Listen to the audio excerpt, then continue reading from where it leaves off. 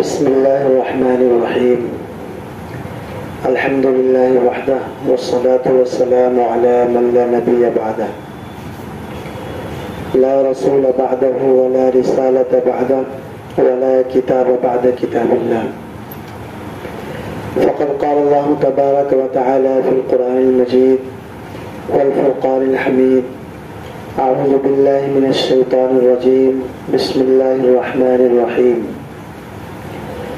والذين يكنزون الذهب والفضة ولا ينفقونها في سبيل الله فبشرهم بعذاب عليم.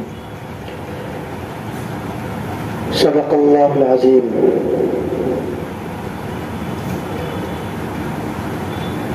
سلام اس پر کہ جس نے بے کسوں کی دستگیری کی،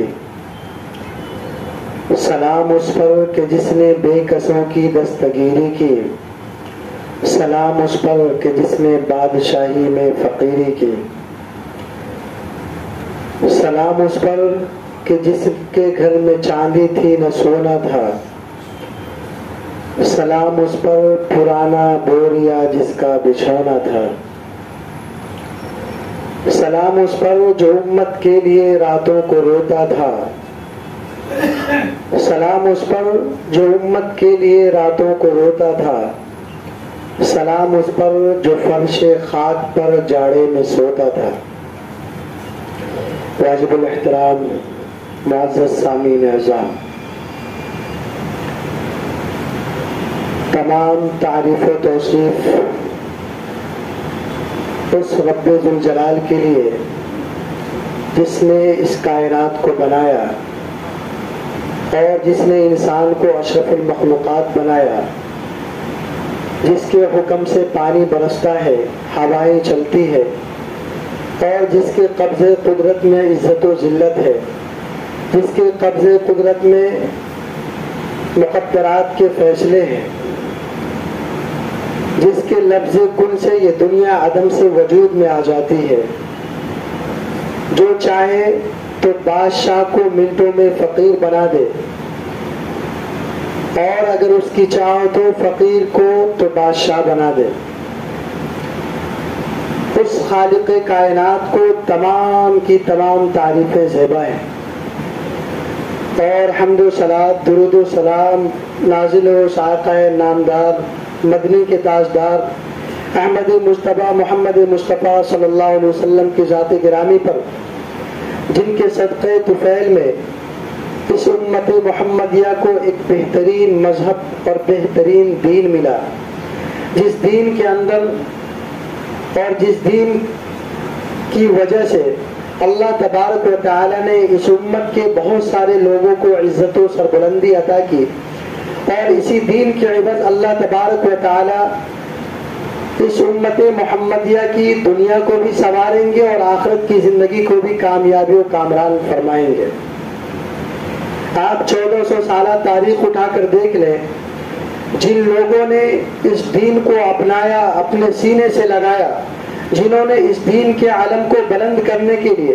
جنہوں نے اس مذہب اسلام کے پرچم کو بلند کرنے کے لیے اپنے گھر بار کو چھوڑا، اپنے وطن کو چھوڑا، اپنے بچوں کو یتیم کیا، اللہ تبارک و تعالی نے ان کو ایسی عزت و عظمت سے سرفراز فرمایا جس کا ہم اور آپ تصور نہیں کر سکتے، اور اللہ تبارک و تعالی نے آخرت کی کامیابی ایسے لوگوں کے متعلق لکھ دیا ہے۔ لہذا اللہ تبارک و تعالی نے اسی دین کے لیے قرآن کریم کے اندر ارشاد فرما دیا کہ اب قیامت تک اس دین کے علاوہ کوئی دین میرے نزدیک قابل قبول نہیں ہوگا۔ اب جس کو بھی ہماری قرب حاصل کرنا ہو، وہ اسی دین کی رسی کو مضبوطی سے پکڑے، اسی دین کو تھامے اور اسی کو اپنے سینے سے لگائے۔ وہ دین کیا ہے؟ وہی دین ہے دین اسلام، جسے ہم اور آپ مانتے ہیں۔ لیکن آج افسوس کی بات ہے کہ ہم جس دین کے نام لیوا ہیں، جس دین کے ماننے والے ہیں، جس دین پر چلنے والے ہیں، اس دین کے کتنے مسائل کو اور کتنی چیزوں کو ہم فالو کرتے ہیں، اس دین کے لیے ہزاروں لاکھوں لوگوں نے قربانیاں دی ہے، اور جن لوگوں نے اس دین کو اپنایا ہے ان لوگوں کو اللہ تبارک و تعالی نے عزت و عظمت عطا فرمائی ہے۔ اور اسی دین کے متعلق اللہ تبارک و تعالی نے قرآن کریم کے اندر وعدہ فرمایا ہے کہ اگر تم 100% اس دین پر، مذہب اسلام پر کاربند رہو گے تو تمہاری دنیاوی زندگی بھی ہم خوشگوار کر دیں گے، اور آخرت کی زندگی بھی تمہارے لیے اجر و ثواب کا بن جائے گا۔ لیکن افسوس کی بات ہے کہ ہم پورے دین پر کاربند نہیں ہیں۔ ہمارا اٹھنا بیٹھنا، ہمارا چلنا پھرنا، ہمارا گفتار و کردار، ہمارا رہن سہن، ہمارا طور طریقہ، یہ سارے کے سارے پورے دین پر نہیں ہے، بلکہ ہمارے طور طریقوں میں یہود و نصارہ کی شکلیں آ گئی ہیں، ہمارے لباس میں، ہمارے گفتار و کردار میں یہود و نصارہ کی روش اختیار ہوتی جا رہی ہے۔ ہم نے مذہب اسلام کے دامن کو چھوڑ دیا ہے، ہم نے اس دین کے بہت سارے ایسے اعمال کو چھوڑ دیا ہے جس کی وجہ سے اللہ تبارک و تعالی نے مسلمانوں کی عظمت و سربلندی کا وعدہ کر رکھا ہے۔ جن لوگوں نے اس دین کی عظمت کو برقرار رکھا، جن لوگوں نے اس دین کے چھوٹے چھوٹے مسئلے کو اپنے سینے سے لگایا اور اس کے لیے اپنی جانوں تک قربان کر دیے، ایسے لوگوں کو اللہ تبارک و تعالی نے دنیا میں بھی عظمت عطا فرمائی ہے، اور آخرت تو ایسے لوگوں کے لیے ہی تیار کر رکھی ہے۔ لہذا ضرورت اس بات کی ہے کہ ہم جس دین کے ماننے والے ہیں اس دین کے رسی کو مضبوطی سے تھامیں۔ رمضان المبارک کا بابرکت مہینہ چل رہا ہے، اور دین اسلام کا ایک بہت بڑا رکن ہے زکوٰۃ۔ جس طریقے سے مذہب اسلام کے اندر نماز کی فرضیت ہے، روزوں کی فرضیت ہے، صاحب استعداد صاحب ثروت مسلمانوں پر حج کی فرضیت ہے، اسی طریقے سے مذہب اسلام کا ایک اہم ترین فریضہ ہے زکوٰۃ۔ اور یہ زکوٰۃ ایسا فریضہ ہے کہ جب انسان صاحب نصاب ہو جاتا ہے تو اس پر زکوٰۃ فرض ہو جاتا ہے شریعت مطہرہ کی طرف سے، اور اس پر زکوٰۃ کا نکالنا فرض ہو جاتا ہے۔ اور اگر کوئی شخص زکوٰۃ نہیں نکالتا ہے تو وہ اسی طریقے سے گنہگار ہوتا ہے جس طریقے سے نماز کے چھوڑنے کا گناہ ہے۔ نماز بھی ایک اہم ترین فریضہ ہے، اسی طریقے سے زکوٰۃ بھی اسلام کا ایک اہم ترین رکن ہے اور فرائض میں سے۔ آپ نے قرآن کی آیتوں میں پڑھا ہوگا،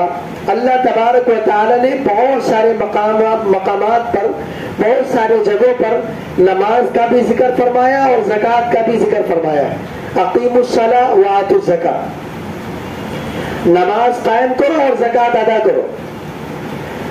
یہاں تک کہ حدیث پاک کے اندر فرمایا گیا، علماء محدثین نے لکھا ہے اگر کوئی مسلمان زکوٰۃ کا انکار کرتا ہے تو وہ دائرہ اسلام سے خارج ہو جاتا ہے، اس کا اسلام میں کوئی حصہ نہیں ہے۔ اس لیے کہ جس طریقے سے حدیث پاک کے اندر بتلایا گیا ہے کہ نماز کا انکار کرنے والا کافر ہے، فاسق ہے، مجرم ہے، اور اس کا دین میں کوئی حصہ نہیں ہے، اسی طریقے سے زکوٰۃ کا انکار کرنے والا بھی کافر ہے۔ اس لیے کہ زکوٰۃ کے متعلق بھی قرآن کریم کے اندر اللہ تبارک و تعالی نے بہت سی آیات نازل فرمائی، لہذا زکوٰۃ بھی فریضہ اسلام میں سے ہے، اور ہر مسلمان کو اس کے مسائل کو جاننا چاہیے اور اس پر عمل کرنے کی کوشش کرنی چاہیے کہ انسان پر، مسلمانوں پر زکوٰۃ کب فرض ہوتا ہے، کتنی مقدار میں فرض ہوتا ہے، اس کے نکالنے کے طریقے کیا ہے۔ جس طریقے سے ہر بندے مومن عاقل و بالغ مسلمان مرد عورت پر نماز فرض ہو جاتا ہے، اس کے مسائل کا جاننا ضروری ہے، نماز کے طریقے کو سیکھنا ضروری ہے، اور نماز کا چھوڑنے والا بہت بڑا گنہگار اور مجرم ہوتا ہے، اور اللہ تبارک و تعالیٰ کی طرف سے لعنت برستی ہے ایسے لوگوں پر۔ اسی طریقے سے زکوٰۃ کے مسائل کو بھی سیکھنا چاہیے اور زکوٰۃ کے مسائل بھی معلوم کرنی چاہیے، چونکہ زکوٰۃ بھی فریضہ اسلام میں سے ہے اور ایک اہم ترین فریضہ ہے، اور اس کا چھوڑنے والا، اس کا انکار کرنے والا کافر ہے، اور اس کا چھوڑنے والا فاسق و فاجر اور گنہگار ہے۔ زکوٰۃ ہے کیا؟ اللہ تبارک و تعالی نے زندگی گزارنے کے لیے اور دنیاوی نظام کو چلانے کے لیے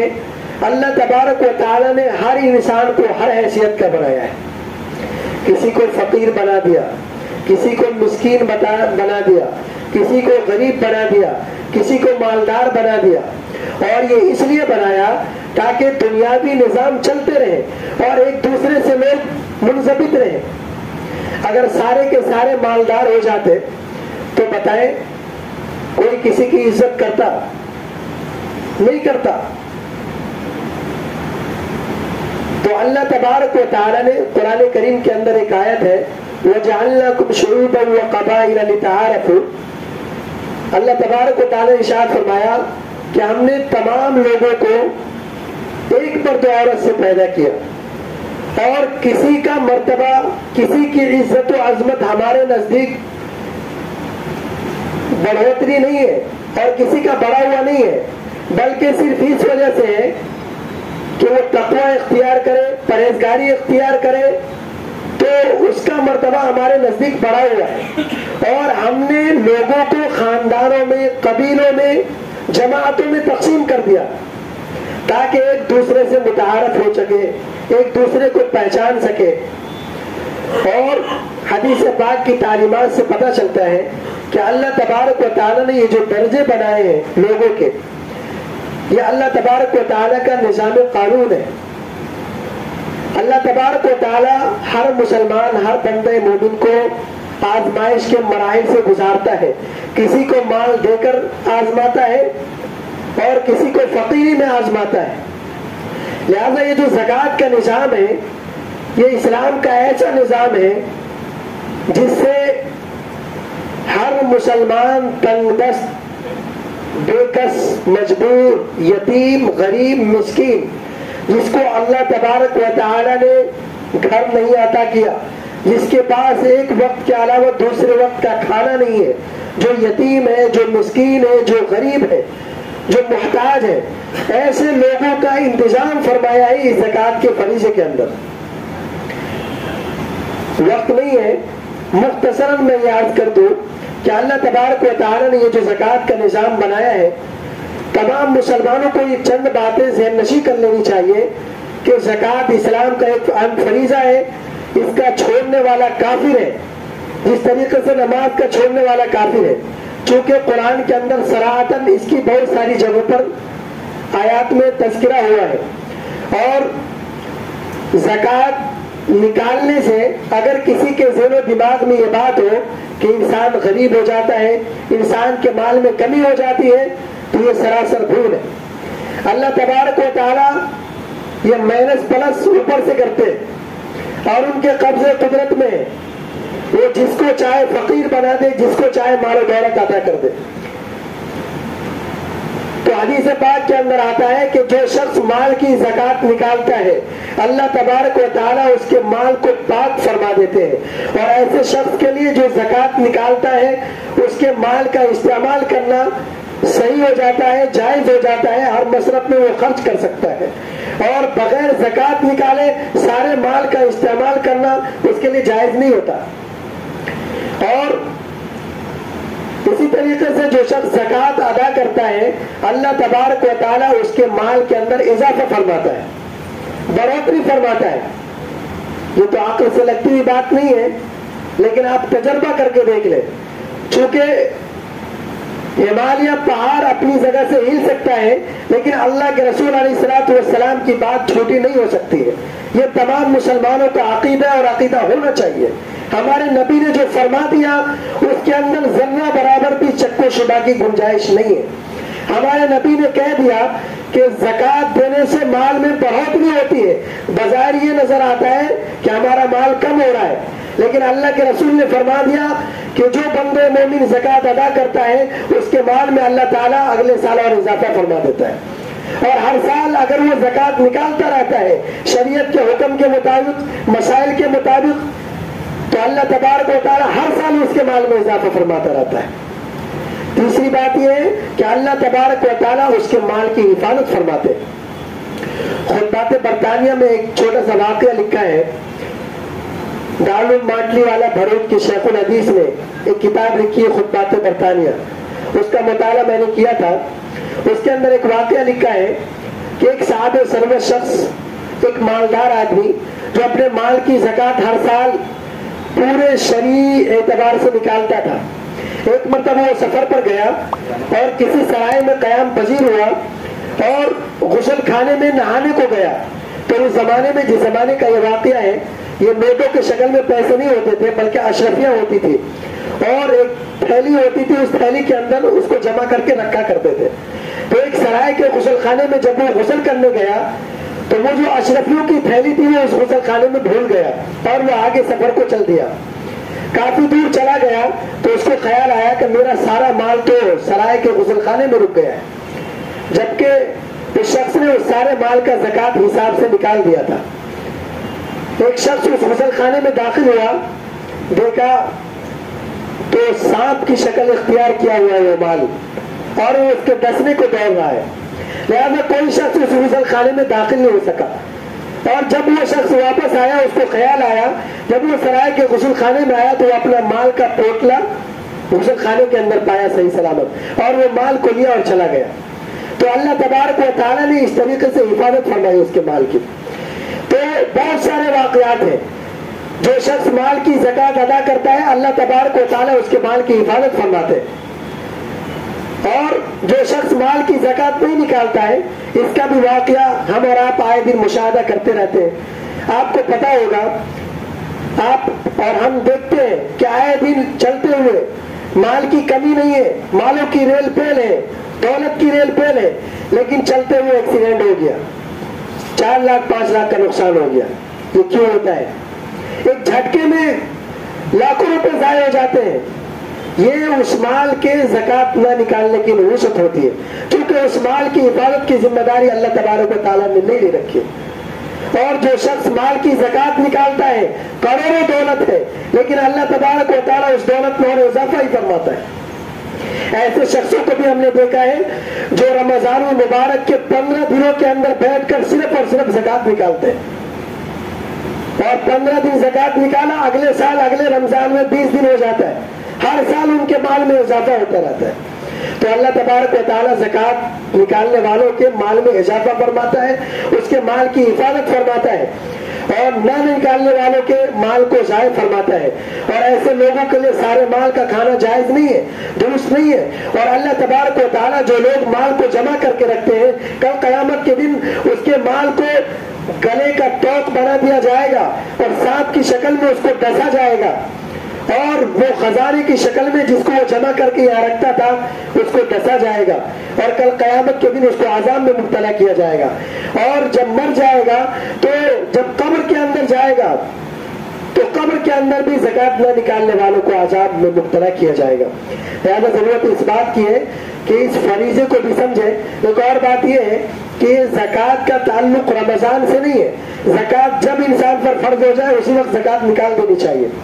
لوگوں نے چونکہ رمضان المبارک میں ایک معمول بنا لیا ہے، اس لیے میں نے مناسب سمجھا کہ اس موضوع کے متعلق چند باتیں آپ حضرات کی خدمت میں عرض کر دی جائیں۔ اللہ تبارک و تعالیٰ سے دعائیں، اللہ تبارک و تعالیٰ ہم تمام کو 100% دین پر عمل کرنے کی توفیق نصیب فرمائے۔ آمین وآخر دعوانا الحمدللہ رب العالمین۔ جن حضرات کی سنت باقی